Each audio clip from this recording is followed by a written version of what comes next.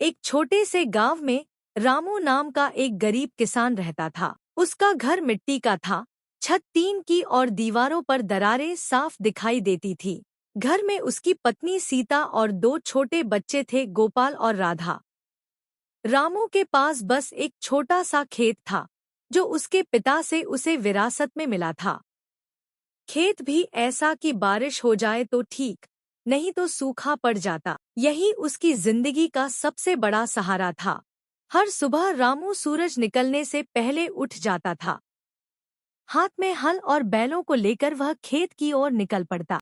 उसके चेहरे पर थकान होती थी, लेकिन आंखों में उम्मीद भी होती थी। सीता अक्सर कहती, रामू, इतना मेहनत करते हो, फिर भी घर में पैसे नहीं आते। रामू मुस्कुराकर जवाब देता, मेहनत कभी बेकार नहीं जाती सीता, एक दिन जरूर हमारा वक्त बदलेगा। लेकिन सच तो यह था कि हालात बहुत खराब थे। कभी फसल सूख जाती, कभी कीड़े लग जाते। एक साल ऐसा आया जब पूरे इलाके में बारिश ही नहीं हुई। खेत सूख गए, कुएं में पानी खत्म हो गया और गांव के लोग शहर की ओर जाने लगे। रामू भी बहुत परेशान हो गया।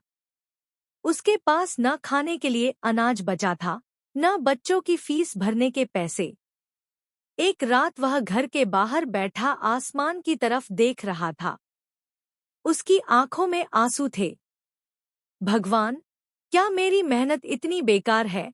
उसने धीरे से कहा। सीता पास आकर बोली, हिम्मत मत हारो रामू, हम साथ हैं। कुछ ना कुछ रास्ता जरूर निकलेगा। नई सोच की शुरुआत। अगले दिन रामू गांव के एक बुजुर्ग किसान हरिदास जी के पास गया। हरिदास जी अनुभवी किसान थे और कई कठिनाइयों का सामना कर चुके थे। रामू ने उनसे अपनी परेशानी बताई। हरिदास जी बोले, रामू, सिर्फ परंपरागत खेती से काम नहीं चलेगा। नई तकनीक अपनाओ, कम पानी में होने वाली फसल उगाओ। रामू को यह बात समझ में आई। उसने तय किया कि वह अब कुछ नया करेगा। बदलाव की